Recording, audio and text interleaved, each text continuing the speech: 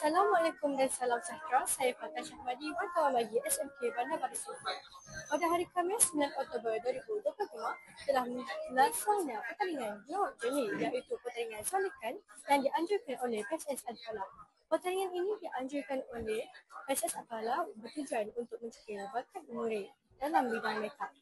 Pertandingan ini berlangsung di Dewan Terbuka SMK Bandar Baru Singapura pada 8 pagi hingga 10.20 pagi. Seterusnya, kita bersama dengan juri pertandingan Puan Siti Hajar. Soalan untuk Puan, apa komen Puan tentang pertandingan ini dan apakah harapan Puan untuk peserta pada masa yang akan datang? Okey, pertandingan ni sangat baguslah sebenarnya untuk mendidik anak-anak, adik-adik yang seusia baru belasan-belasan tahun ni untuk mereka keyakinan diri. Untuk bila kita berhadapan dengan audien, kita berhadapan dengan nanti bila kita akan pergi kerja, kita akan bermasyarakat, maksud dia makeup ni adalah solekan ni adalah salah satu untuk keyakinan diri. Untuk kita berhadapan dengan orang, lagi kita yakin bila kita makeup ni, kita nak bercakap dengan orang, kita nak menunjuk, bila kita nak minta kerja apa semua tu dia ada dalam proses-proses tu lah, untuk keyakinan diri mereka lah.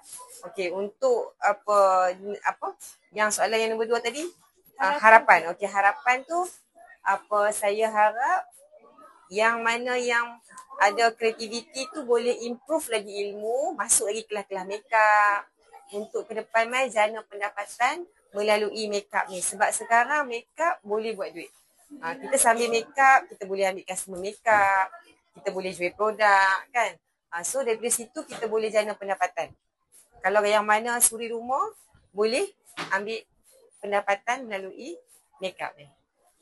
Terima kasih juri atas kerjasama yang diberikan. Okey, terima kasih. Kita sekarang bersama dua peserta yang menyertai pertandingan tersebut iaitu Syazwina dan Hafizah. Baik, apakah cabaran paling besar semasa menyiapkan makeup dan apa awak nak juri nampak dalam hasil makeup awak? Saya nak cabaran terbesar dia nak pakai eyeliner dengan nak pakai mascara sebab kan dekat mata, so mata tu akan berkedip. Tadi pun saya padam dia 3 kali kot, ulang balik eyeshadow, mascara, eyeliner. Saya nak juri nampak, saya tema makeup Melayu klasik. Lepas tu saya naklah juri nampak tema-tema zaman dulu. Boleh nampak tim. Bagi saya, cabaran yang paling besar bagi saya iaitu buat eyeliner dan buat kening. Yang saya nak bagi juri nampak makeup saya yang smooth dan okey lah. Okey, terima kasih atas jawapan yang diberikan. Selain itu, kita juga bersama dengan penjelas atau cara pertandingan Puteri Mariam Saadah. Baik, sebagai seorang penjelas, apa cabaran terbesar untuk melaksanakan pertandingan ini dan apa harapan untuk edisi yang seterusnya? Cabarannya yang pertama untuk diri dengan orang. Saya pun baru first time jadi ketua, jadi banyak lagi yang saya perlu belajar dan ambil pelajaran. Harapan saya pula lepas ni, saya harap pertandingan ni akan berjalan dengan lebih lancar dan akan lebih ramai lagi penyertaan. Terima kasih atas jawapan dan kerjasama yang diberikan. Secara keseluruhannya, pertandingan telah berjaya menyerap kreativiti serta keyakinan diri para murid.